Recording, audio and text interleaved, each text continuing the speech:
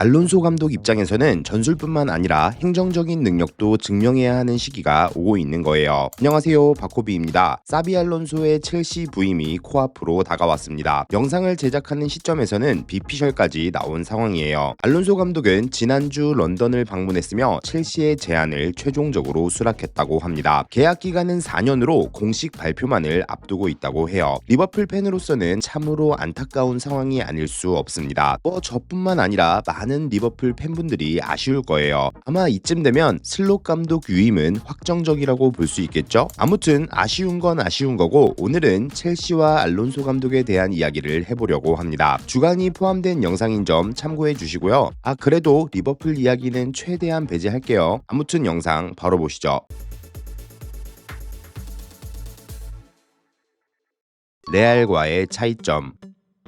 알론소 감독은 23-24 시즌 레버쿠젠을 이끌고 구단 역사상 처음으로 리그 우승을 이뤄냈습니다. 거기에 무패로 달성했다는 것은 지금 생각해도 대단하긴 해요. 그리고 알론소는 그로부터 1년 뒤 레알 마드리드에 합류했습니다. 레알에서도 시작은 좋았어요. 부임 후 첫 11경기에서 10승을 거뒀죠. 그 안에는 엘 클라시코에서의 승리도 포함되어 있고요. 하지만 이후 알론소는 선수단과의 마찰, 특히 비니시우스와의 갈등을 극복하지 못했습니다. 슈퍼컵 결승에서 바르셀로나에 패하기도 했고요. 그리고 구단의 결정은 선수단 징계가 아닌 알론소 감독의 경질이었죠. 그리고 알론소의 감독 커리어는 첼시에서 이어지게 되었습니다. 그가 가진 선수 시절의 위상은 로세니어 감독에게 부족했던 부분을 충분히 충족시키고도 남을 거예요. 무엇보다 중요한 것은 알론소가 헤드 코치가 아닌 매니저로서 첼시 감독으로 부임한다는 사실입니다. 전술을 짜는 역할뿐만 아니라 더 넓은 범위의 권한이 주어진 거예요. 지금까지 블루코 체제 하에서 첼시는 감독의 권한을 철저하게 제한해 왔습니다. 포체티노 감독과의 갈등 원인도 여기에 있었다고 하고요. 일각에서는 여러 감독 후보들이 첼시 감독직에 선뜻 지원하지 않은 이유도 비슷한 맥락일 수 있다고 지적했어요. 구단이 선수들을 효과적으로 통제하는 것을 허용하지 않는다는 거예요. 하지만 여러 감독들의 실패로 느낀 점이 있는 걸까요? 알론소 감독의 매니저 계약은 구단의 실질적인 지휘권이 이동했음을 의미할 수 있습니다. 반대로 알론소 감독에게는 전술뿐만 아니라 행정적인 능력도 증명해야 하는 시기가 오고 있는 거예요. 또한 레알에서와는 선수단 퀄리티에도 차이가 있습니다. 물론 첼시도 좋은 선수를 많이 보유하고 있는 구단이지만 레알처럼 슈퍼스타들이 즐비한 팀은 아니니까요. 첼시 선수단의 평균 연령이 어리다는 점도 훈련에 엄격한 알론소 감독에게 잘 맞는 부분이라고 볼 수 있습니다. 가르치는 대로 흡수할 가능성이 높으니까요.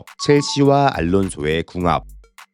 레버쿠젠 시절 알론소는 3-4-2-1 포메이션을 기반으로 매우 공격적인 축구를 구사했습니다. 그리고 이런 알론소의 시스템이 현재 첼시 선수단과 잘 맞는다는 의견이 많아요. 특히 어린 선수들이 많은 첼시 선수단에서 잠재력을 이끌어내는 알론소 감독의 능력은 더욱 빛을 발할 수 있습니다. 비르츠도 알론소가 키운 선수 중 한 명이고요. 개인적으로 가장 기대가 되는 것은 폴파머를 어떻게 활용하느냐는 것입니다. 비르츠와 마찬가지로 프리로를 부여하되 하프 스페이스 공략을 주된 임무로 부여할 가능성도 있어요. 사실 파머는 올 시즌 기대에 못 미치는 활약을 펼쳤습니다. 특히 한창 좋았던 23-24 시즌에 비해서는 확실히 좋지 못한 시즌을 보냈죠. 폼 자체가 떨어졌다는 비판도 있고요. 하지만 파머는 2002년생입니다. 아직 24살밖에 안 됐어요. 그리고 파머의 재능은 이미 우리가 익히 알고 있는 부분이잖아요. 알론소가 살릴 가능성이 충분히 있다는 뜻이에요. 알론소의 3-4-1 포메이션을 현재 첼시에 대입시켜 본다면 리바이 코릴을 중앙 스위퍼로 활용할 가능성이 높습니다. 코릴의 볼 방출 능력을 믿고 후방 사령관 역할을 맡기는 거예요. 거기에 레버쿠젠 시절 중앙으로 들어오는 그리말도의 역할은 쿠쿠레아 혹은 오른쪽 윙백인 제임스가 맡게 될 거고요. 다만 6번로를 수행할 수 있는 선수가 조금 애매합니다. 레버쿠젠 시절을 기준으로 하면 자카의 효율적인 볼 방출을 기대할 수 있는 선수가 현재 첼시에서는 딱히 보이질 않아요. 쉽게 말해 카이세도의 새로운 중원 파트너가 필요할 수 있다는 뜻입니다. 엔소가 이 역할을 제대로 수행할 수 있을지를 모르겠어요. 다만 알론소 감독은 선수단에 맞게 전술을 유연하게 운영해 왔습니다. 중원을 조금 다르게 풀어볼 가능성도 있다는 거예요. 알론소 볼의 특징은 많은 선수들이 정해진 시스템 안에서 움직이되 몇몇 선수, 특히 2선에 위치한 선수에게 프리로를 부여해 창의적인 공격을 진행한다는 데 있습니다. 있습니다. 그런 의미에서 다양한 롤을 맡을 수 있는 파머가 핵심 열쇠가 될 가능성이 높습니다. 해당 역할을 수행할 새로운 선수 영입을 고려하지 않는다면요.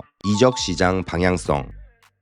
첼시의 올 시즌은 실패에 가깝습니다. 마지막 희망인 FA컵 결승전에서도 맨시티에 패하며 우승컵을 내주고 말았어요. 심지어 첼시가 시즌 후반기 기록한 리그 6연패는 1993년 이후 처음 있는 일이라고 합니다. 그만큼 첼시의 올 시즌이 쉽지 않았다는 뜻이에요. 선수단에 대한 비판이 없을 수가 없습니다. 제 역할을 해준 선수가 그렇게 많지가 않아요. 특히 대부분의 측면 공격수들은 부진한 모습을 보였고요. 그렇기에 윙어들의 정리가 가능하다면 첼시는 새로운 측면 자원을 노릴 가능성이 높습니다. 특히 첼시 팬들은 가르나초나 기튼스의 판매를 원하지 않을까 싶고요. 개인적으로 최고의 매물은 빌라의 모건 로저스라고 생각해요. 올 시즌 로저스의 히트맵을 보면 중앙지향적인 움직임을 선호하긴 하지만 측면 공간도 충분히 활용 가능한 선수라는 것을 알 수 있죠. 이는 왼쪽 하프 스페이스 공략을 잘했던 알론소 감독의 전술에도 부합할 수 있는 요소입니다. 측면과 중앙을 오가며 필요시 하프 스페이스로 침투하는 움직임을 기대해 볼 수 있는 거예요. 올 시즌 로저스는 컵대회 포함 54경기에 출전해 13골 10도움을 기록하고 있습니다. 스탯 생산력 측면에서도 나쁘지 않은 기록을 보여주고 있는 거죠. 만약 매물로 나오기만 한다면 AC 밀란의 하파엘 레앙도 좋은 자원이 될 수 있을 듯해요. 사실 올 시즌 전반적인 경기력이 떨어진 감이 있기는 하거든요. 그래도 볼을 전진시키는 능력만큼은 이미 수년간 검증된 부분이니까요. 파리 생제르맹의 바르콜라도 좋은 대안일 수 있습니다. 주로 왼쪽 측면에서 활용되지만 우측 혹은 최전방까지도 소화 가능한 자원이니까요. 주앙 페드로와의 스위칭 플레이도 기대해 볼만 하고요. 그리고 만약 6번 자리가 필요하다면 최고는 애덤 와튼이지 않을까 싶어요. 볼 방출이 중요한 알론소 감독의 전술에서 와튼의 킥력은 최고의 효율을 발휘할 수 있죠. 와튼 입장에서는 자신의 파트너가 수비력이 뛰어난 카이세도라는 점도 만족할 만한 부분일 수 있어요. 볼을 전방으로 연결하는 데 조금 더 집중할 수 있으니까요. 그리고 레프트백 보강이 필요하다는 의견도 많은 듯한데 제가 못 찾는 건지 아직까지 첼시와 뚜렷하게 연결되는 왼쪽 수비수는 없는 듯합니다. 첼시 팬분들이 추천 한번 해주세요. 마무리.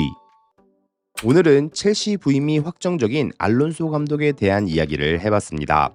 녹음하고 있는 도중 오피셜 떴네요. 마음이 아픕니다. 그래도 개인적으로는 첼시에서 잘했으면 좋겠습니다. 지금까지 바코비였습니다. 재밌게 보셨다면 구독, 좋아요 부탁드립니다. 하입도 눌러주시면 너무 감사하고요. 아무튼 오늘도 좋은 하루 되세요.